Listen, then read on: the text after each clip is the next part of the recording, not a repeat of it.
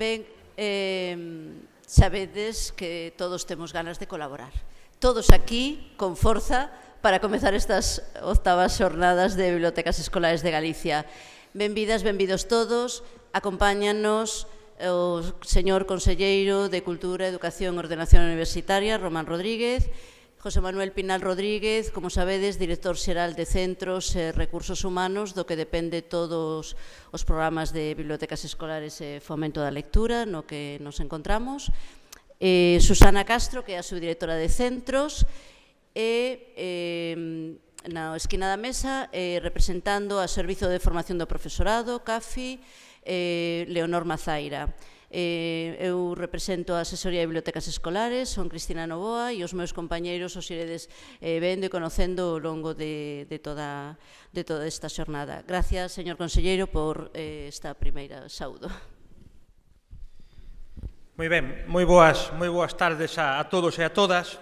A verdade que non é a primeira vez que veño a estas xornadas sobre as bibliotecas escolares de Galicia. Algúns de vós, seguramente tamén, igual que a min, repetiredes en este acto, e a verdade que sempre digo o mismo, ou sempre digo algo parecido, pero certamente creo que é algo que debemos recordar e que debemos falar en positivo del, non? Estas son unhas xornadas que levan anos xa celebrándose, non son a primeira, nin a segunda, nin a terceira, é a 8ª xornada que se celebra. E todos os anos ten un seguimento elevadísimo por parte do profesorado, por parte dos profesores e profesoras, dos mestres e das mestras encargados e encargadas de xestionar o que son as bibliotecas. Obviamente, o feito de que estedes aquí ten unha mensaxe moi potente, moi importante. Quere dicir que hai un fortísimo compromiso pola vosa parte co voso traballo. E iso é algo non menor. Estades aproximadamente un millar sobre 1000 persoas que entre os vosos que facedes tedes a responsabilidade de xestionar e de facer atractivo a biblioteca escolar.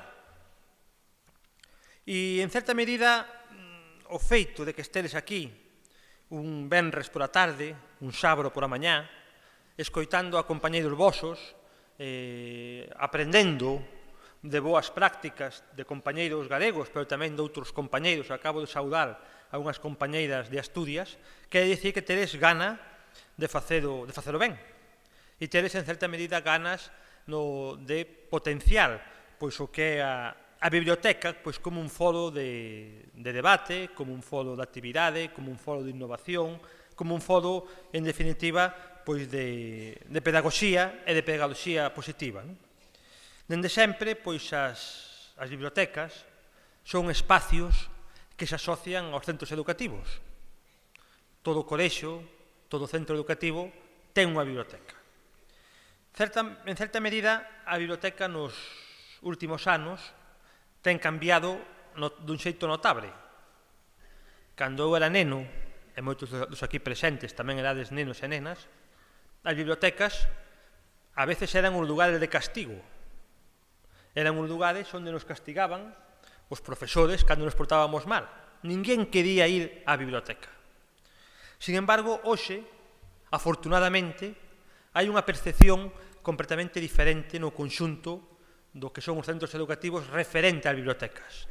Hoxe, as bibliotecas son os espacios de colaboración, son os espacios de participación, son os espacios, en certa medida, onde se fan ou se planifican os avances didácticos dentro de cada centro, e son os lugares onde se resolven as necesidades do sistema educativo, onde se traballa con novas tecnoloxías, onde se avanza na curiosidade, onde se abre a porta ao alumno, ao neno e á nena á curiosidade, onde se lle abren tamén, en certa medida, as portas ao coñecemento, e iso é algo, creo que é notabilísimo, é un notabilísimo avance. Pasar de ser un lugar non querido a ser un lugar querido, a ser un lugar onde os profesores desempeñades un traballo moi positivo e onde os profesores facer esas actividades que van orientadas fundamentalmente pois a mellorar pois a formación cunha perspectiva integral dos nosos alumnos, non? Creo que debemos estar orgullosos do traballo nos últimos anos das bibliotecas escolares. Cando digo orgullosos, o digo sinceramente e con toda a forza da palabra. Basicamente, un orgullo que se fundamenta no compromiso, no voso compromiso e no traballo. Un orgullo que foi capaz de entender e de transformar as bibliotecas pois nun instrumento, nun espacio ao servicio da innovación pedagóxica, da innovación educativa e tamén das novas prácticas educativas. Hai moitos indicadores que fan relativos ás bibliotecas escolares que fan que poidades estar orgullosos do voso traballo. As bibliotecas son hoxe moito máis que un lugar onde se dé ou moito máis que un lugar onde se almacenan libros. Hoxe as bibliotecas son un pilar fundamental no aproveitamento do desarrollo curricular do alumno.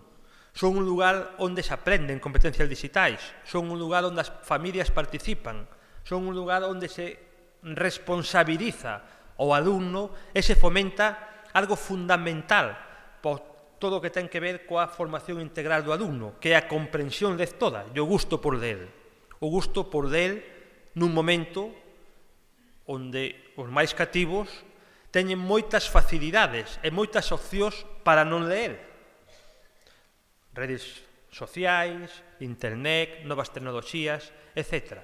E o feito que seamos capaces de que un neno ou unha nena se concentre, queira ler, é fundamental, porque somos capaces de estimular a súa comprensión lectora e, por conseguinte, somos capaces de estimular todo o que ten que ver coa capacidade que ten un alumno non só de ler e entender o que lé, de concentrarse, de ler, de reflexionar, de ter espírito crítico, senón tamén de aprender a ler. E hai datos que, obviamente, falan en positivo do voso traballo nos últimos anos. É un traballo de longo recorrido, de longo percorrido. No informe PISA, que é un informe que queirámolo ou non, é un informe amplamente coñecido e amplamente divulgado, Galicia, afortunadamente, nos últimos anos avanzou dun xeito moi notable en comprensión lectora. Non é unha casualidade, non é porque de repente haya pois os nenos e as nenas teñan unha maior comprensión lectora, non.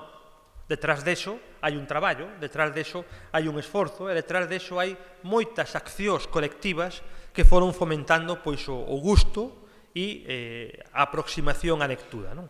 Estamos por riba da media de España, estamos por riba da media da OCDE, estamos en un punto creo que moi importante porque a partir de aí, a partir de ter unha comprensión lectora, o alumno ten maior capacidade para aprender, en todos os sentidos, senón é moi difícil.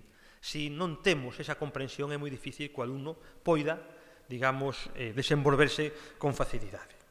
Obviamente, detrás hai un traballo notable, un traballo que, obviamente, parte do que son os equipos profesionais a nivel asesor, e aquí me acompañan nesta mesa, e tamén algúns que están aí abaixo, todo o que ten que ver coa asesoría de bibliotecas escolares, un traballo fundamental, é o diseño, a planificación. Pero o mellor diseño e a mellor planificación non vale para nada se non é ben recibida nos centros educativos. E, afortunadamente, o Plan B e o Plan LIA teñen sido ben acollidos nos centros educativos. Cada ano melloran, cada ano hai máis centros que queren participar desta rede, dunha ampla rede. Por exemplo, no Plan B hai hai 646 centros que participan en este plan. É un número altísimo, en torno ao 60% dos centros públicos participan no Plan B. Tamén no Plan LIA, que presentamos fai moi pouco, e que, en certa medida, plantexábamos en este novo Plan LIA, na segunda fase do Plan LIA, plantexábamos ampliado e intentar, como un obxectivo moi ambicioso, chegar ao 100% dos centros educativos. E en este Plan LIA plantexábamos, aparte de manter o que xa hai, e xa funciona, os clubs de lectura, as mochilas viaxeiras, os traballos por proxectos, etc., etc., aparte do que xa funciona, e funciona ben, porque así o estades facendo, queríamos incorporar novas liñas de traballo que reforzasen aínda máis o papel central da biblioteca no centro educativo. Un deles, o anunciamos fai moi pouco, de xeito experimental, e outro, o vamos intentar, bueno, non, vamos intentar, o vamos anunciar hoxe. Un foi a radio na Bibrio, é dicir, que as bibliotecas sexan tamén, digámoslo así, como centros creativos de aprendizaxe, onde haya unhas emisoras de radio que sirvan como laboratorio para darlle aos alumnos que participen por certas competencias, certas destrezas, certas habilidades, que son moi importantes. Hai algúns centros, por exemplo, o de Meis, non sei se está responsable da radio do coro de Meis, onde eu estuve fai pouco, me fixeron unha entrevista e os rapaces, os nenos, que me fixeron, habían traballado primeiro facendo o meu currículum, facendo preguntas, mostrando interés en certas cuestións, habían desenvolto un traballo moi interesante para poder facer a entrevista. Son destrezas, habilidades, competencias que obviamente van a acompañar e van a fomentar o desenvolvemento educativo do neno. Este programa de radio na Bibrio chega agora, queremos que chegue a 20 centros. É unha experiencia piloto e estamos seguros que se ten unha boa acollida por parte dos centros o vamos a desenvolver máis, porque é unha forma de aprender facendo e é unha forma de aprender, que os alumnos aprendan facendo algo que, sin dúbida, é divertido e é interesante para eles. E tamén queremos en este novo Plan LÍA dar un paso máis en algo que nos preocupa e nos preocupa moito, e é facer que as bibliotecas sean un espacio para todos. E cando digo para todos, digo para todos os alumnos con independencia das necesidades educativas que cada un teña ou das situacións personales que poida ter cada un. Neste sentido, queremos apostar e vamos a apostar por un proxecto de biblioteca inclusiva. É a gran novidade que queremos lanzar en este curso. É dicir, que as bibliotecas dean tamén oportunidades formativas, oportunidades educativas e tamén oportunidades de integración a todos os alumnos con independencia das súas necesidades educativas especiais.